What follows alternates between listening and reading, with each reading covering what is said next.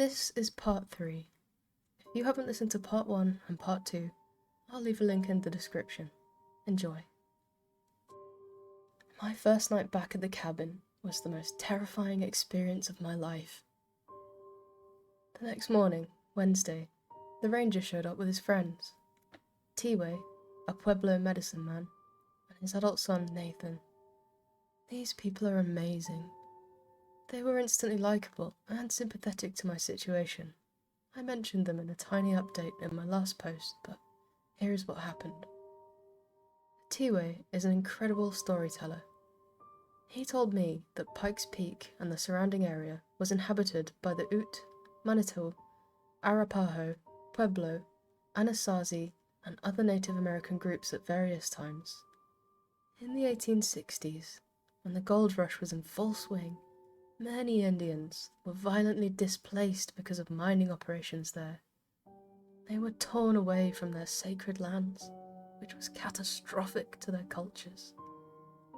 T-Way stressed that historically, Americans have not understood the significance of land and names to Native Americans, and this is critical to understanding the supernatural presence on the mountain. The major world religions like Christianity and Hinduism and Islam are, quote, universal, unquote. They can be practiced anywhere. You can pick up your whole life and move to Kentucky, or Scotland, or Istanbul. You'll still be whatever religion you are. Your God still hears your prayers, he still intervenes in your life. But Native Americans practice land-based religions. The land they inhabit is part of their creation stories. It's not that the land belongs to them, it's that they belong to the land. Both are in a symbiotic relationship with one another. History is embedded in the landscape. A person is reminded of specific lessons and wisdom when they see a part of the land. The mouth of this river has a story attached to it. That fallen tree has a story attached to it. A battle was won here. A chief died there. Peace was made between tribes with a feast here. When a native group is forced out of its homeland, people lose their history. What's worse, they leave behind the places where their dead are buried. Since the dead are bound to that place, the Indians who left no longer have spiritual connections to their ancestors and thus to their gods. The medicines and magic no longer work. They forget the names of sacred places, and as the names and history and wisdom are forgotten, the tribe's spiritual power evaporates.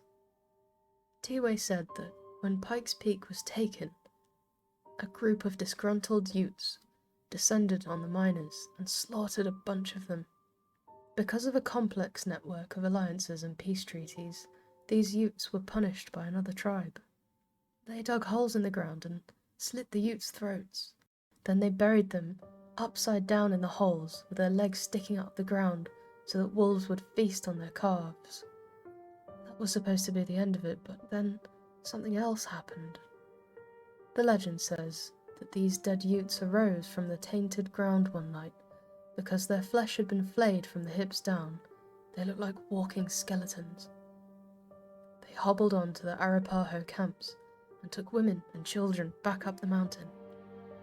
They forced them deep into one of the mines, never to leave again. The howls of women and children have been reported on the mountain for over 100 years now. The Utes and Arapaho engaged in blood feuds, sometimes called mourning wars, for years over this. They exchanged curses, executed and skinned and tortured each other. They stained the once sacred earth on Pikes Peak with rivers of blood. I was pretty mortified by this story. I kinda just sat there with the ranger while T-Way and Nathan blessed the cabin. They burned sage and tobacco inside and outside, and used crushed herb dust to cover their hands. They made a handprint on every window and drew small symbols in ash at the top of the front door, inside and outside. They gave me bundled sage, cedar and hawthorn, and told me to burn it if anyone tried to get inside. It drives bad spirits insane. Then, They provided me with small pouches filled with herbs and blessed objects to wear around my neck and in pockets whenever I went outside.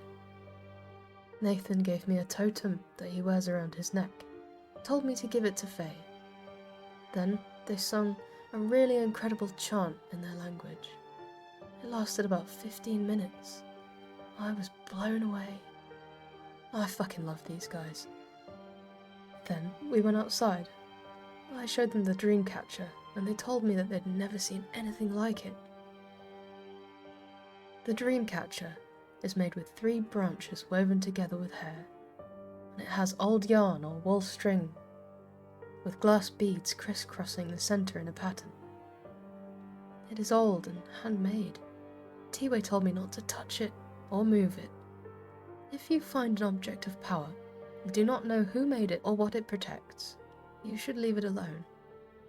I asked him if it could be evil, and he said, maybe. I got them up to speed on everything that has happened.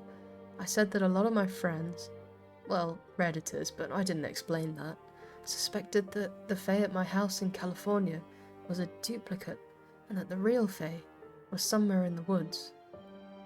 T-Way and Nathan disagreed with each other on whether that could be, but we searched the woods looking for any signs of my Fae, and we found nothing.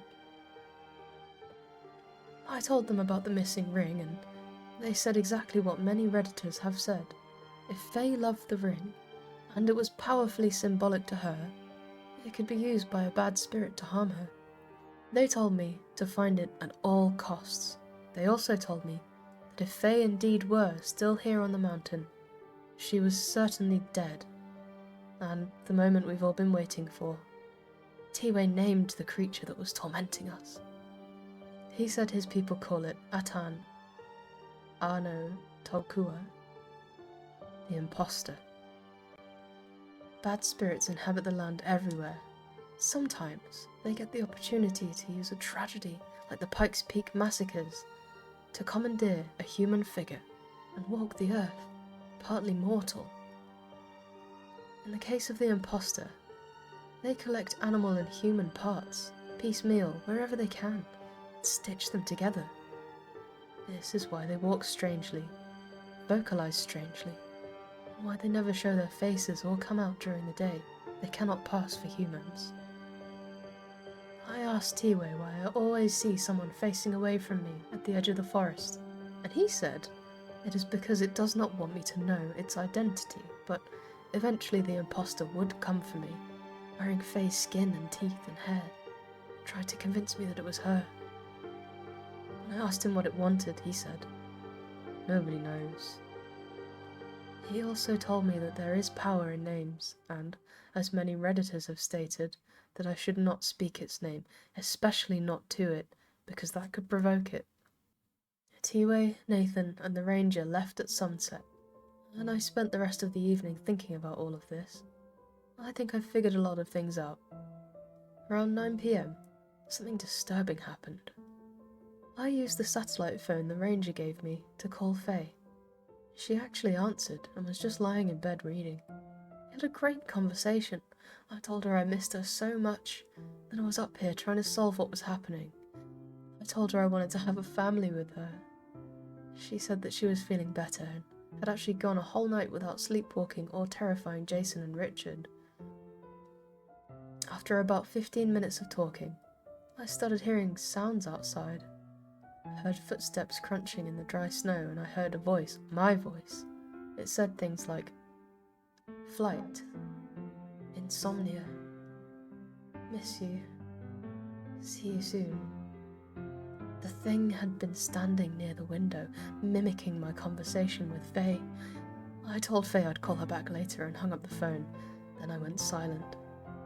The thing walked around the cabin slowly, trying to figure out if I had moved, and kept mumbling and repeating a few phrases as it went. Finally, it came and knocked on the door.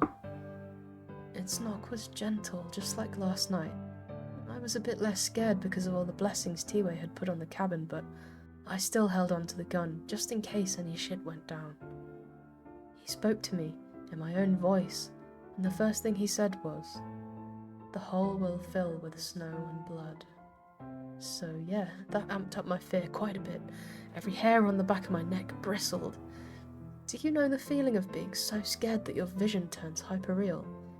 Everything looks like a realistic video game, so everything just looks slightly off.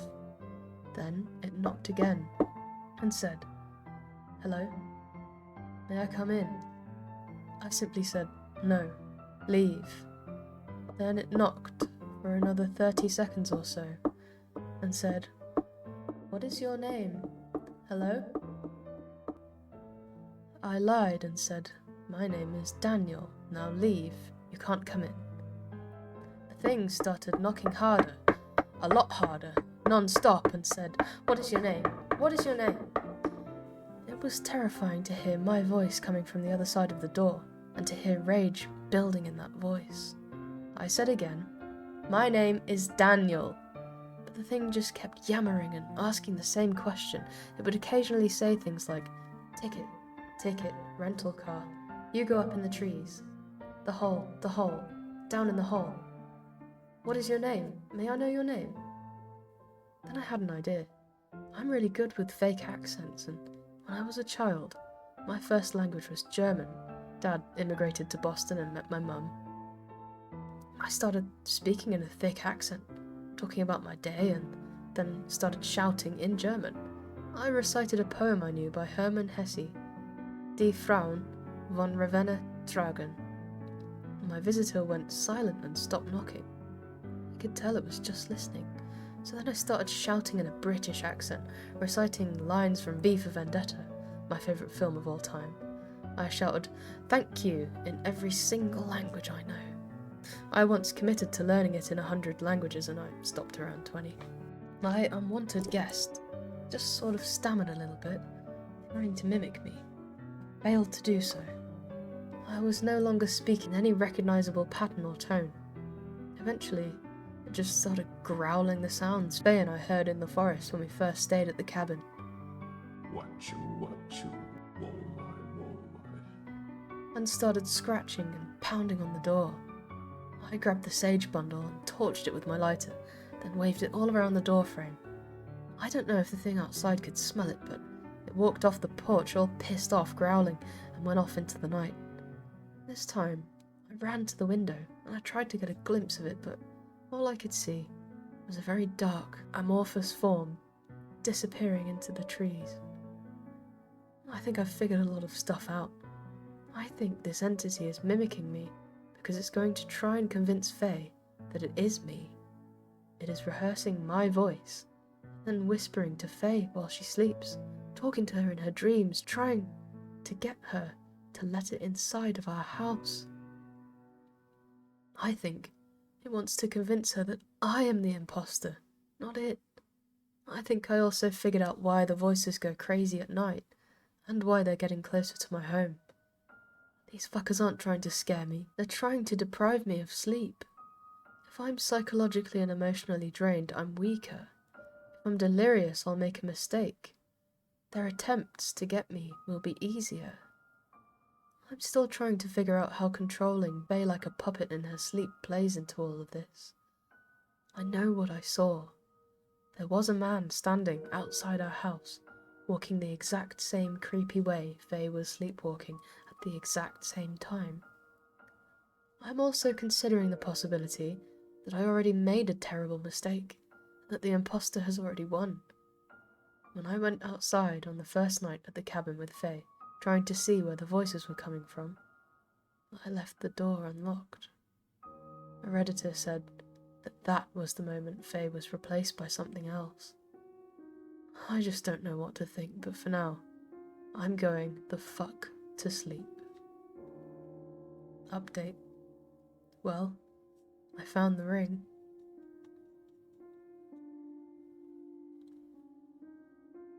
Update. I'm out of the cabin and safe. Do not go to Pikes Peak looking to be a hero, looking to find the mines, or looking for me. You will die. Avalanches, radon gas, mine collapses, etc. Do not be a fool. There are so many new developments, it's hard to figure out how to cram it all into a 3,000-word Reddit post. The morning after I spoke with my fiancée, Faye, on the satellite phone, and then was visited by the thing that mimics our voices, I got a call from Richard and Jason. In case you don't remember, they are my two best friends, and they're staying at my place and taking care of Faye while I'm gone. They're the only people I trust. Richard stays up very late and sleeps in the morning, kind of like what I'm doing now. He does this for two reasons: to work on his art commissions, and to make sure Faye doesn't stab everyone to death and burn the house down in her sleep. The guys report that she is behaving quite normally and feeling good or being productive during the day, but then at night, she is unpredictable and weird. I feel like her soul is being cleaved in half. The two distinct sets of behaviour are drifting farther from each other every day. Around 1 a.m. that night, Richard heard the voice of a young child mumbling incoherently. He is all up to speed on the unusual experiences that have plagued my fiancée and I, so he immediately got up to investigate. He looked out of the kitchen window, which faces the same part of the forest where I saw the man mimicking Faye's sleepwalking movements. Richard didn't find anything, so he walked a circle around the house and realised that the sound was coming from our bedroom window. He went inside and woke Jason up, and they stood outside the bedroom door listening. They claimed to hear the distinct sounds of a child whispering and softly singing. I bet you can guess which song. The song Faye and I heard outside the cabin on our second night, sung in a child's voice. Both of these dudes are super ripped climbing enthusiasts, and they said they'd never been so creeped out in their entire lives. Jason knocked on the door and said, "Faye, who's in there?" And he promptly heard the child go, "Shh." Richard pushed the door open and said that Faye was standing in the corner of the room, in the dark, facing the wall. She was standing up on her toes, dragging her hands and nails down the wall and talking to herself. With her back turned to the guys, she said, "Oh, the skin is so perfect. Which one, which one? Put him down in the hole." Richard saw something out of the window and hurried over to it. Jason stepped inside the room and reached out to put a hand on Faye's shoulder, but she whirled around quickly and covered her face with her hands. Her eyes were open, which is unusual for her when she sleepwalks. Then, these are the exact words Jason used. She started speaking in the voice of a little kid. She made whining and crying sounds and rocked back and forth on her feet, cradling her arms as though she held a child. Then she turned around and started scratching at the wall again, still whispering in the kid's voice, saying things like, "It's Faye. I can't see you. Are you up in the trees or down in the hole?" Then she started singing again. Richard ran down the stairs and out the front door, barreling toward the tree line. From the window, he had seen a small child walking around on its tippy toes, flailing its arms up in the air. On the phone, he told me he could hear it singing while he watched it from the window. When Richard got about 20 yards away from the kid, it took off running on the balls of its feet, heading straight into the trees. Richard stayed in pursuit and went in after it. It was too dark for him to follow, and he lost the kid after a few moments. He wandered around for a few minutes, searching the area, and eventually heard the voice of an adult male. Richard says he walked a few steps deeper into the grove and saw a huge man standing about 30 feet away, completely naked, looking up into the trees. There were lacerations or dark pockmarks of some sort all over his body. Now, Richard is about 6'1", 210 pounds, and a bulky and muscular build, and he said this dude was way bigger than him. He said the man was perfectly still for several seconds, but then started rolling his head around, cracking his neck loudly, and started making gurgling and mumbling sounds. I guess Rich was paralysed with fear, because he claims he stood there for an entire minute or more before running like hell back to the house. As he turned to get out of there, the man let out a long "Hello?"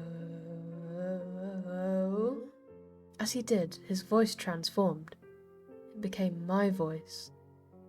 Richard said that the thing in the woods called out with my voice several times as he fled, wailing, "Please help me," and "They're gonna kill me tonight." Jason says that he did not hear or see anything out the window, only Richard running back inside, ghost white with terror. He said Richard actually cried. While they talked in the living room, Faye sat at the top of the stairs just watching, wide awake, with a little smile on her face. The next morning, they took her to her psychiatric appointment, the first she's ever had, and I will hopefully hear on that soon.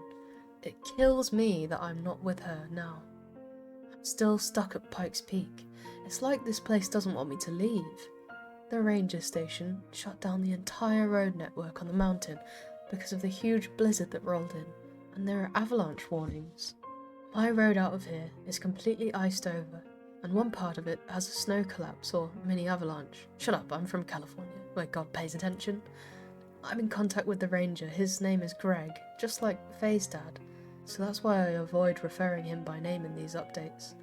He assures me that they're working on getting the roads cleared every time it stops snowing. I missed my flight, but thankfully they gave me a voucher, so now I can just roll into the airport whenever I can. I have enough food to feed an army, and the electricity here is surprisingly reliable, so I'm warm.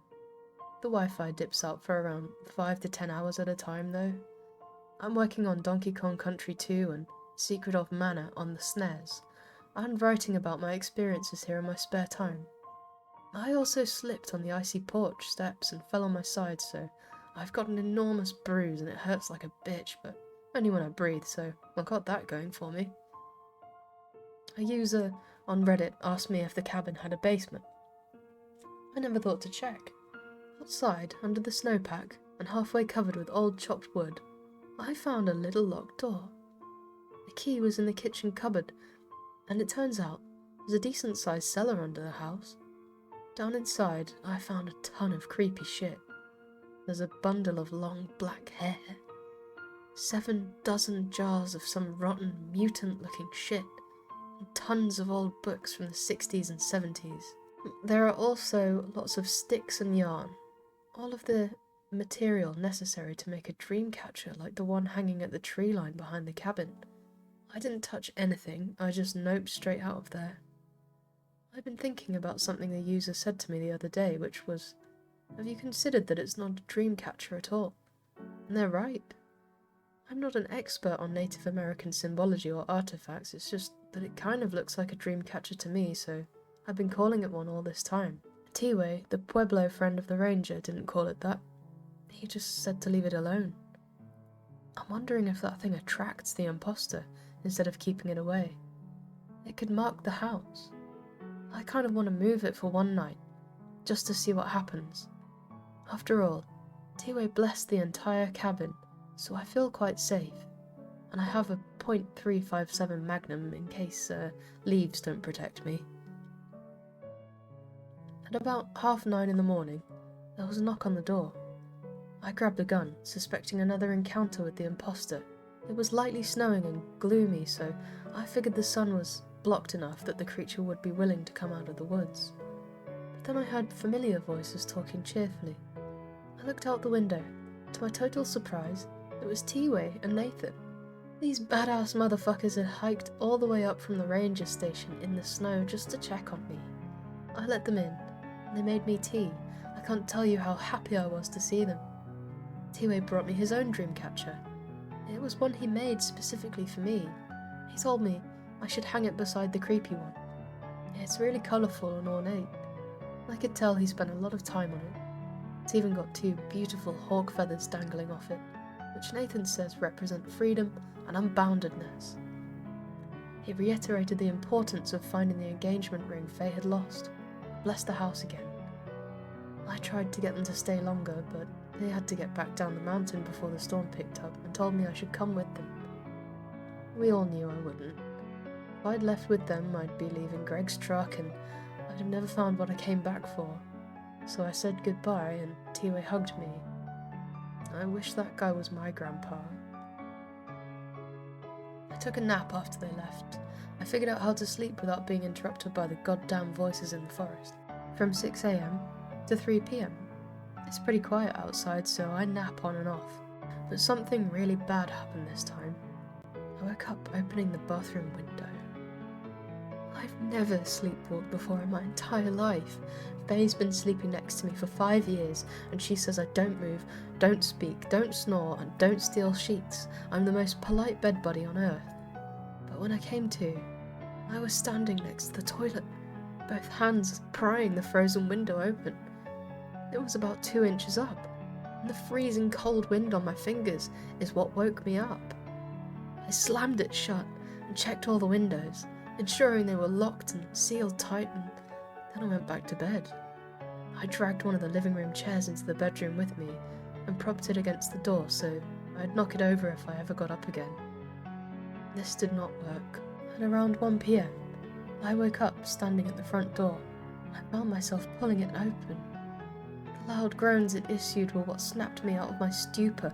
I slammed the door shut and looked out of the window next to it, praying nothing was out there waiting for me at the tree line. I saw nothing. Then I remembered that I'd had a dream. Images of a huge hole carved into mountain surfaced in my mind. Snow and branches were caked all around the mouth of the entrance, and an impossible yawning blackness emanated from within. In the dream, I kind of just stood there, gazing into the vacant face of the deep, listening to Faye's weakened cries. I sat down on the couch and just sort of cried for about half an hour. I thought about what our lives had become and how badly I missed her.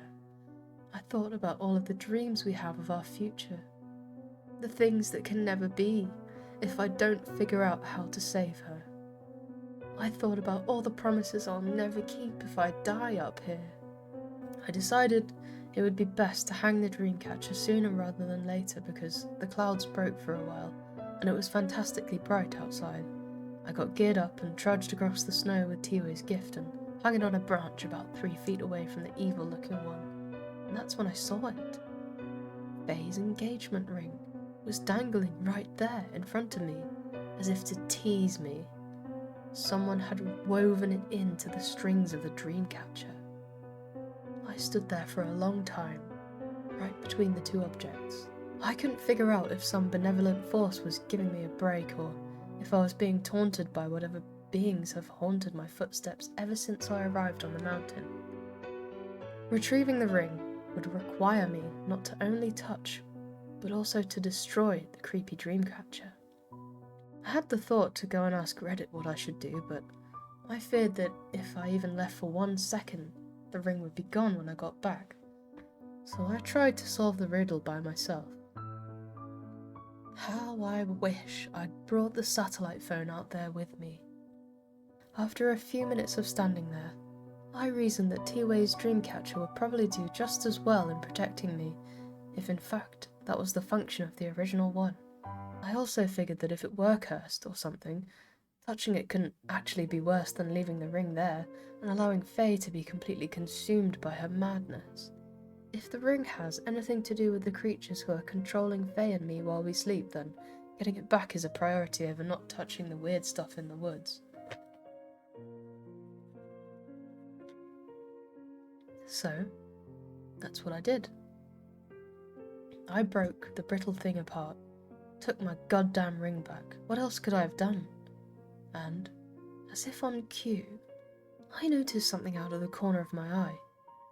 It was a person, standing in the snow beside a tree, about 20 feet from my left side. I was so scared. I didn't look directly at him, I just watched him in my peripheral, and I prayed that he hadn't noticed me. It was a man with black and grey hair and dark clothes, facing away from me. His head was tilted all the way back, and he was looking way up at the tops of the trees. His limbs looked mangled and bent and elongated even without looking right at him. I slid the ring into my pocket as slowly as I could, trying not to make a sound, and as I did, the man hobbled around and faced me. I really didn't want to look now. I just slammed my eyes shut. I knew he was looking at me. I could feel his gaze on me. He started gurgling and making throaty noises, and then said in a voice so threatening I can't even begin to describe. Felix, I know you. Felix, I know you. Felix, I know you. Over and over, I took off running and screaming like a bat out of hell. I screamed all the way back to the fucking cabin. I barricaded the front door with the couch and burned up half the sage I had left. I even prayed, like an actual prayer. I haven't done that since I was 15 years old. I'm really struggling to write this last part. It's taken me hours to finish this entry because I just keep getting up to distract myself. The ranger isn't answering his phone and nobody's at the station. Maybe the power's out. I don't know what I did by breaking that dream catcher, and I don't know what tonight is gonna be like, but Faye, if you ever read this, and if something happens to me, don't forget your tenderness, your softened skin, all I needed. Your love is my tourniquet. I have to say this, even though I desperately want it not to be true. The man I just saw was T-Way.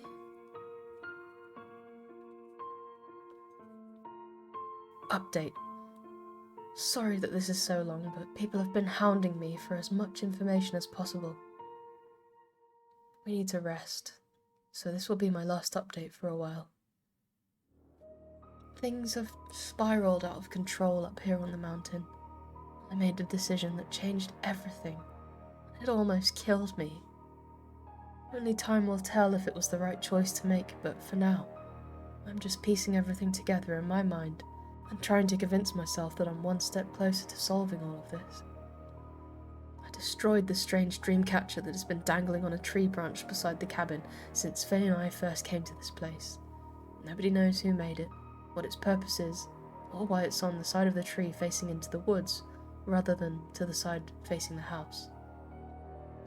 I found all of the supplies to make another one just like it, locked behind a cellar door that someone tried to hide years ago. When I broke the dream catcher, I learned everything I needed to know. T-Way is dead. A lot of people have said otherwise, but I'm certain of this. I saw his likeness, stretched over the gruesome form of the thing that stalks these woods. It was broad daylight, and the look on its mangled face told me exactly what I didn't want to accept.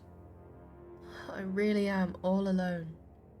Several Redditors have speculated that this thing only shows itself at night and always faces away from me because it cannot convincingly appear human, not without the help of the recently dead. T-Way confirmed this during his first visit to the cabin.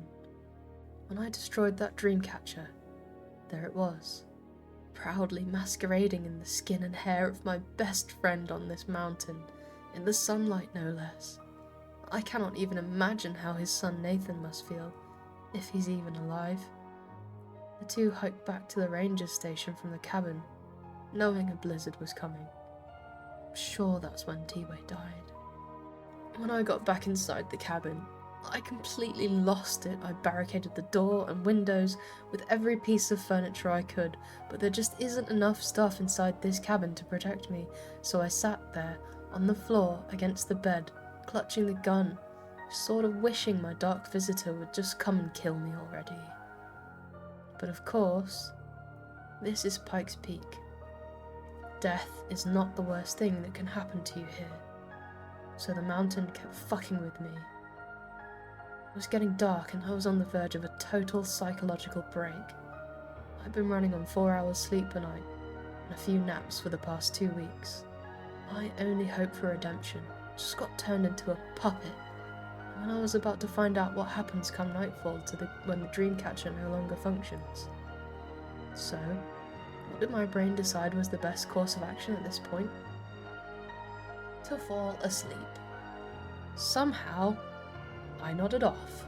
In fact, I think my brain just did a hard reset because nothing about that sleep was restful. I just went into a fear coma the minute the sun dipped behind the mountain, and then I woke up. I was in bed, with the sheets pulled over me. The lights were off, all of them, and my hands were empty, when before they held Greg's .357 Magnum. When I opened my eyes, I supposed it was possible that I'd climbed into bed myself. After all, I'd caught myself sleepwalking twice the day before, but it took me a solid minute before I realised there was a fucking arm wrapped around my chest. I didn't have the reaction you'd expect. Most people would fly out of the bed screaming bloody murder, but the first thought I had was, where am I? My parents divorced when I was 3, so as a kid I'd spend a few nights a week at my dad's house and a few nights at my mum's. Sometimes I'd wake up in the dark and not be sure which bedroom I was in. It always took me a second to remember where I was. This is the thought that crossed my delirious mind. Maybe I was back at home in California. Maybe I was at Faye's parents' house in Arvada. I sort of rolled out from under the arm and tried to figure out who the hell was lying in bed with me. I'd been sleeping with the lights on for the past few nights, and I'd never in my right mind have turned them off after seeing the creature so close to me a few hours ago. The body in bed beside me felt familiar. Its warmth, its texture. I was pretty sure it was Faye, but I still couldn't remember if she was really up here with me. Then she spoke. She reached through the dark and touched my face and said, "What's wrong, Pop-Tart?" Yes, that's actually the nickname she gave me. Love me some s'mores Pop-Tarts. I wasn't really afraid, just overwhelmed with confusion. I asked her where we were and why the lights were off. She just squeezed my shoulder and said, "Honey, we're in Pikes Peak. There's a storm. The power's out. It's done this before. What's wrong with you?" I got up out of bed. A feeling of dread was falling over me, heavier and heavier the more awake I became. As soon as the sheets were off me, I felt a blistering cold. Colder than it's ever been in the cabin. The heat must have been off for hours. Only a bit of pale moonlight filtered in through the windows, and it was barely enough to outline the objects in the room. I stumbled around looking for the flashlight, totally unable to remember where it was, and said, "Why the fuck is it so cold? Did you screw with the heat?" Faye tried to get me to come back to bed. She told me it went off and came back on earlier and that it would probably be back on soon. Everything about her felt wrong, but her voice was perfectly clear. Her skin felt totally recognizable. I couldn't shake the strange feeling I had. I left the bedroom and walked out into the living room. It was even colder out there. I felt my way around with my hands and noticed a strong, icy draft coming from down the hall. It's a straight shot from the living room to the bathroom, and at the other end of the hall, from where I stood, I could see the bathroom window. It was wide open, a big 2-by-2-foot gap leading out into the snow. I went to shout, "What the fuck did you—" But Faye stepped out of the bedroom and stood in the hallway between me and the bathroom. She said something like, "Felix, you aren't feeling well. Do you not remember what's going on? You sick?" I almost believed her, because I definitely felt dizzy and feverish, but it also could have been the mixture of disturbed confusion and freezing cold. The thought that this was not really Faye invaded my mind, and I immediately regretted not knowing where the gun was. The only words I could find were, "Who are you, and why are you here?" Faye just stood there in the darkness of the hallway. The only thing I could see was a little silver outline of her figure. Her face was entirely black, but even though her eyes were hidden, I could feel them burning into me, just as T-Ways had when I found the ring. It felt like we stood in the eye of a hurricane. Everything was totally calm, but I knew hell was about to break loose. There wasn't a single sound outside, no branches snapped, no snow crunched, no voices moaned. It was as if time had stopped completely. Faye didn't move. Even as she spoke, she held herself with the stillness of death. She said, "Felix." It wasn't to get my attention. It wasn't to convince me she was really my fiancée. It was a threat. She was reminding me that she knew my name. I still don't fully understand what the power is in names, but T-Way and Nathan believed it, and many Redditors warned me about it. When she said my name, I felt smaller than her, even though I stand almost a foot over her head. "Do you remember the 5? She asked. She still didn't move an inch, not even her hair kicked up in the drafts that blew in from behind her. "I can't remember. Not in this place." I didn't know how to respond to this. I didn't know what she was talking about. All I could say was, "Get out. You are not welcome here." Again, they didn't move. She did clear her throat, and the sound she made was about 2 octaves deeper than the real Faye's voice. She inhaled sharply and said, "Tell me about the number 5. And that's when I knew. I remembered where I was, what day it was, and exactly what had happened up until this point. My visitor had finally come to call, and it no longer needed to be invited. I deeply regretted breaking that dream catcher. My hand instinctively slid over my pocket, and to my relief, the little shape of Faye's engagement ring pushed back against my fingers. There was nothing else to do. I figured it was probably time to die anyway, so I might as well go out bravely. I just said, "I know who you are, and you will never be Faye." She took a menacing step towards me. A gurgle seeped out of her throat. She inhaled again, more slowly this time, and demanded, "I want to know about the number 5. Tell me, Felix." I looked all around me on the counters for a weapon, but I found nothing. The knife block was on the other side of the short wall that divided the living room from the kitchen. There was only a roll of paper towels within reach, but in retrospect I was so amped with terror that I probably could have beaten her ass to death with it. "I don't have a clue what that number means," I said. "In fact, about 5,000 people online don't either. Nobody knows. Only Faye knows." My visitor started shaking with rage. Her face was wreathed with impossible black. There was an endless abyss in it that stung my eyes. But then I realised something. This creature, whatever it is, has had access to Faye's mind for several hours every night, maybe for many years, maybe even since she first visited the cabin when she was 5 years old. And in all that time, it still hadn't learned anything about her. It could never perfectly imitate her, because she kept some things buried so deep in her subconscious that not even this thing could find them. Whatever the number 5 meant to Faye. That deep place where she keeps the secret, she didn't even go there in her dreams.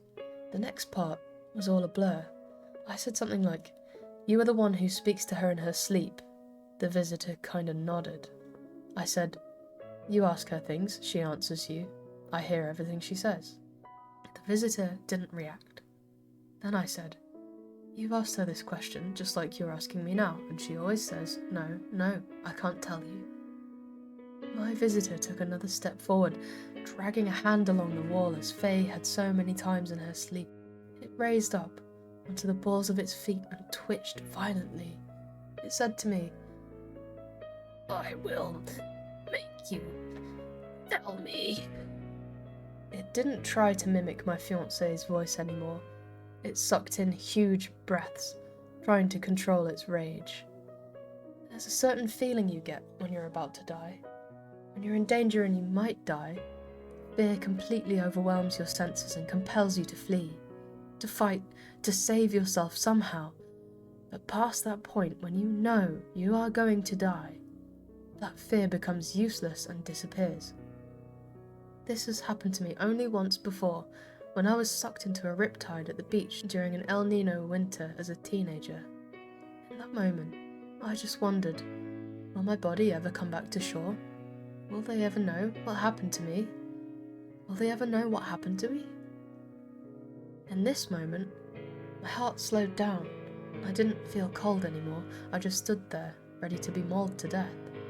I was satisfied in the knowledge that I had not given this creature what it wanted, and therefore blocked it from using that knowledge as a weapon against Faye. Whatever 5 meant, this thing needed it to take full possession of my fiancé, and I wasn't going to let that happen. I laughed. I actually laughed and said, "Well, you're shit out of luck, buddy, because I don't know what the hell it means. Maybe you can tell me when you figure it out." The imposter laughed right back in my voice, a perfect mimicry. Then it said, "Well, then we don't need you anymore," and it lunged at me. I have dodged a rabid German shepherd like I was ninja, but this thing was so fast and so strong, it knocked the wind clean out of me. I toppled backwards and crash-landed on my shoulders on the tiles near the front door. It unleashed a barrage of blows on my face and neck. It raked my sweatshirt with razor-like claws. I tried my best to defend myself, but it was so dark in the house, I couldn't see almost anything. I managed to flail my way free of its grasp for just a second. I pulled myself up to my feet by grabbing the counter, and in doing so, my hand brushed against the little bundle of sage I'd been burning. The imposter was on me, like lightning, grabbing me by the back of the neck and pulling me in with the strength of a 250-pound man. I very ingloriously whirled around and smashed the sage bundle into the creature's face, burnt end first, and wrapped my other arm around its head. Faye's familiar locks tangled in my fingers. I pulled its head forward and jammed the brittle sage into its eyes as hard as I could, screaming like a banshee. It shrieked and growled in some inhuman language and then tried to push me away, but I held on as hard as I could and kept driving my fingers into its eyes, crushing the twigs into them. The memory of Nathan and Tiwei's chant surfaced in my mind, and I shouted the only part of it I could pronounce. "Tineke Adan! Tineke Adan! Tineke Adan!" My hands slid over its face, and the mockery of Faye's appearance fell away. I couldn't see in the dark, but the face no longer resembled my fiancée's. The mouth was much too big for a human's, and the wet lips draped across the maw of 100 fangs. And that was it. The bastard had had enough. It screamed and growled and took off on all fours, its limbs elongated as it moved farther away from me. Its shape became recognizably inhuman even in the pale light. It barreled up the bathroom wall and out the window, and in moments it was completely gone. I definitely am not afraid to cry. I do it at funerals, weddings, during the Hunchback of Notre Dame, etc. But I'm a little embarrassed to admit how long and hard I cried after that creature left the cabin. I'd never felt so utterly, miserably alone in my entire life. I only stopped when the power came back on, probably 20 minutes later. The heater kicked on instantly, and I ran over to shut and lock the bathroom window. My satellite phone was gone, the gun was gone, probably outside in the snow, or up in a tree, or down in the hole. I peeked out the kitchen window and saw something lying on the porch right near the front door. When I cracked the door open, just for a second, I saw that it was Tiwei's dreamcatcher. It had been destroyed and placed in front of the cabin, mocking me, or reminding me that I was unprotected. I checked the timer on the little battery clock in the kitchen, and it read 12:15 at night. I was going to have to spend another night in this godforsaken cabin, but I vowed to myself that at daybreak, no matter the conditions, I would take Greg's truck and go down the mountain, or die trying. I didn't care if I slid off the cliff face. I'd never watch the sun go down in Colorado ever again. For a while, I actually considered leaving right then in the middle of the night. Many Redditors have reprimanded me for not doing this before, but I assure you, even in this situation, driving in the dark on that icy little road next to the 400-foot cliff is a complete nope situation. But the mountain had other plans for me. At one point, I risked sneaking outside to determine how deep the truck was buried, but as I approached, I saw that the snow had been dug out around the two front tires, and they'd been slashed to ribbons. All I could do was let out a grim laugh and trudge back inside. At least it was warm in there now. At around 1 a.m, the voices started up. They arose from far off in the woods, several of them at once, groaning and screaming dark elegies into the night. It was all the same evil gibberish I'd heard 1,000 times before, but they slowly made their way into the open field and eventually to just outside the cabin. I lit the remaining pieces of sage and did a once-over on all the windows that weren't barricaded with furniture. I also donned the medicine pouches and the amulet that Tiwei and Nathan had given me, hoping they'd be similarly effective in protecting me. Then I remembered T-Way's useless dream catcher, and I imagined my crumpled corpse lying on the snow beside it. Outside the front door, I distinctly heard my own voice calling, "Faye, it's me, Felix. Let me in, let me in." And from near the bathroom window, my voice again saying, "Hi, sweetie, I miss you so much." It repeated a few other things that I've said on the phone in conversations with her, and even a few things I said to her while she was sleepwalking back at our home in California. There were footsteps on the roof. 2, maybe 3 pairs of little feet stomping all over the ceiling. Voices of crying children paired with them. I stood there, in the kitchen, clutching a knife in the herbs, waiting for the end. The voices circled the cabin, and as though a handful of deranged lunatics were slowly marching around the perimeter, singing the songs of hell as they went, they begged for help. They laughed maniacally, and they whispered and screamed and talked entirely to themselves all at once. Their dim shadows passed the window curtains over and over. I heard glass breaking in the bedroom, and then in the bathroom. The stomping on the roof grew louder, and the voice at the front door grew more urgent. Someone began knocking on the door, and the others tapped on the living room windows. They all started screaming, "Faye! Faye! Let us in!" and "Felix, are you there?" And then, as if heaven sent, a blinding white light illuminated the entire cabin from outside. All of the window curtains at the front of the house lit up, and the sound of motors drowned out the hellish cries. Someone had driven up to the cabin. I heard doors opening and men calling out, coherently. The footsteps on the roof thundered overhead to the back of the cabin, and the screams of children drifted off into the woods out back, echoing as they withdrew. The ranger bashed on the front door, calling out my full name, instructing me to come outside. I looked out the window and saw 5 men, some in uniforms, and the ranger. There was a humongous off-road snowplow, 2 snowmobiles, and a big truck. They'd come to save my life. When I went outside, I just walked up and hugged the ranger. I didn't even grab my winter jacket. He informed me that they were getting everyone off the mountain because of a problem with the power grid. He said he feared I'd freeze to death. The ride down the mountain would have been the happiest ride of my life, except for the view. We snaked across slippery white roads, and even with the truck's high beams on, I could see the brightest stars I've ever witnessed, but beneath them, dangling in the trees, were dozens and dozens of human bodies. They swung by rope from their feet or necks. Some of them were flayed or missing parts. The ranger did not appear to notice, and I kept my mouth shut. As they passed overhead on our downward crawl, I could almost make out their frozen faces, lifeless for years, maybe decades. Their black blood stained the trunks of the trees. I'm not sure if these were the spirits T-Way talked about, or if I'd simply been experiencing temporary insanity. I'm not sure if I'll ever know who they were, but I'm guessing that if the rangers showed up any later, I would have become one of them. I will never forget the haunting image of passing underneath them. We arrived at the ranger station and remained there overnight. I slept on a cot in a room of about 15 people, all locals from different places on the mountain.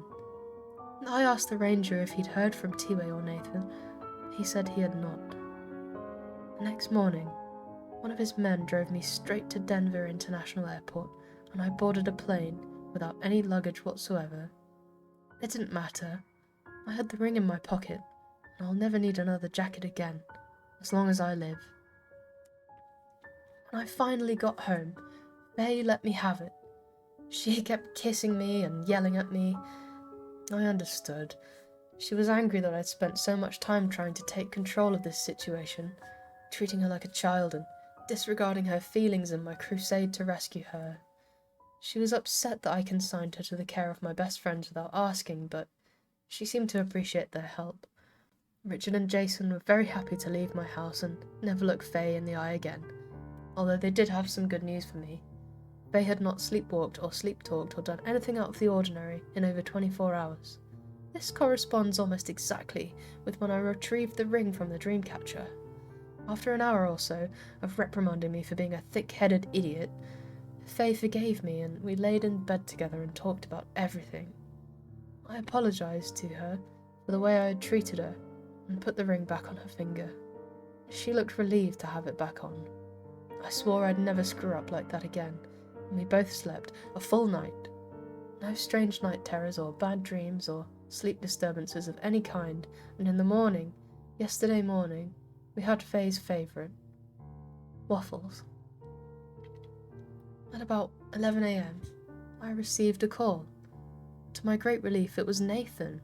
I immediately pressed him for information about Tiwe and exactly what had happened after they left the cabin that day. He ignored my questions and said very ominously, "Please let me speak to the one who followed you home." I said something like, what?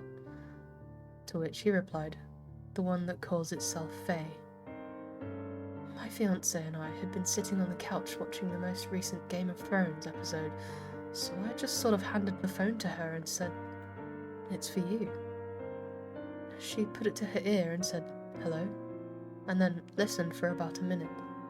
I could hear Nathan speaking, but I could not make out what he was saying. Suddenly, a volcano of black puke exploded from Faye's mouth.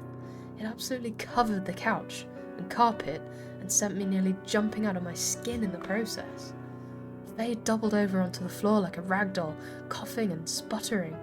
I fell to my knees beside her, panicking, asking if she was alright. I picked up the phone and screamed at Nathan, demanding to know what he had just said to her.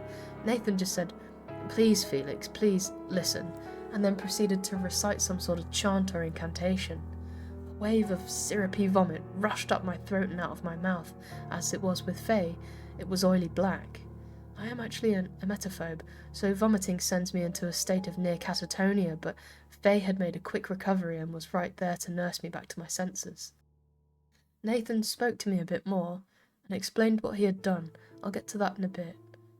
Faye and I spent the rest of the day feeling queasy and eventually went to urgent care across the road to get checked out. They gave us blood tests and checked our vitals and sent us home, telling us that we'd suffered minor food poisoning, but I know deep down it wasn't the damn waffles. Thankfully, for the past several hours we've been feeling much better. I mentioned a while back that Tiwe and Nathan had a disagreement over who the real Faye was, and whether it was even possible for a duplicate of my fiancée to exist. When they hiked back down the mountain from the cabin a few days ago, they had to go up into the forest to avoid the snow collapses all over the road. Out there in the woods, they heard the crying of a woman and followed it to an abandoned mine. Both of them knew that it was very likely a trick, but Tiwe said that it was their duty to explore the possibility that Faye was alive somewhere on the mountain. The blizzard came on earlier than expected. They stood at the mouth of the mine, listening to the begging of a young woman somewhere off in the dark, but concluded that its voice was too unusual to be a human's. Tiwe and Nathan decided to bless the entrance of the mine, which could ward off its dark inhabitants, but their chanting enraged whatever lived in it. It came out of the tunnels and snatched Tiwe. He screamed all the way down into the dark, and Nathan could not follow. He ran away, terrified, but got lost in the blizzard. He wandered for an hour, fearing death, and eventually came across a skinned body swinging from a low tree branch. It was so fresh the blood hadn't even fully frozen, but Nathan knew it was his father's corpse. Eventually, he found his way back home. He said his father's voice guided him out of the squall. Nathan explained to me that the imposter's goal of taking over someone's mind was different from its penchant for killing people. These creatures hunt and kill at random, salvaging the human parts they need to walk the earth as mortals for a short time, but their real pleasure derives from conquering a person from within. Faye was one of the unlucky few that had chosen in this way, and the imposter's fixation on her had lasted for decades. After long enough, their continued presence in the body and mind of a victim leaves a stain on the soul. This corruption necessitates a purge, hence the bath party we held in the living room, whose stains, by the way, I have thus failed to banish. Nathan invited me to the funeral ceremony for Tiwe. I sadly declined, as I was already on the verge of losing my job and flat broke from this experience, but I promised that I'd honour his memory in my own way. I can't go back to that place. Fortunately, Nathan was more than understanding, and promised we'd meet again soon. I'm still thinking about all of this. I do not yet have all the pieces of the puzzle. If you're looking for all the answers, you're going to have to help me find them. But I think I have part of this figured out. The imposter gave Faye's ring back to me. They wanted me to destroy the Dreamcatcher. The ring was an object of great sentimental value, both to Faye and to our relationship. The creature used it to invade Faye's mind and control her thoughts.